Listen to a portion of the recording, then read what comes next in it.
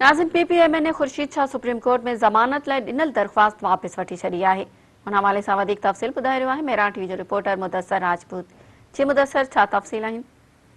जी, supreme court में Sindh high court के फैसले के हवाले से सईद खुर्शीद शाह पारां दरख़्वास्त सुप्रीम कोर्ट में जमा कराई वई। इन जे हवाले से 3 ॾींहंनि खां केस की ॿुधणी थी रही है। इन हवाले से नेब खां भी जेके जस्टिस सरदार तारिक पारां इहो पुछा कयो वियो त हिन वक़्त ताईं तव्हां तहक़ीक़ात जो मरहलो केतिरे पहुचायो आहे, जंहिं ते तफ़तीशी अफ़सर चयो त इन रेफरेंसिस जमा आहिनि। इन हवाले सां तहक़ीक़ात हली रही आहे। इन हवाले सां सख़्त रवैयो भी रखियो वियो सुप्रीम कोर्ट जे जज पारां त नेब जेको पंहिंजो किरदारु आहे उहो तफ़सील जे हवाले सां सुठे नमूने सां अदा न करे रही आहे। अॼु जे हिन जेके केस जी ॿुधणी हुन में सुप्रीम कोर्ट में खुर्शीद शाह पारां जेकी केस हो सुप्रीम कोर्ट में वो वापस वरितो। इन हवाले सां सुप्रीम कोर्ट पंहिंजो जज आख़िर में रिमार्क्स ॾिना, फ़ैसिलो ॿुधायो। उन मुताबिक़ सिंध हाई कोर्ट खुर्शीद शाह के दरख़्वास्त के हवाले से ज़मानत के हवाले से जो फ़ैसिलो आहे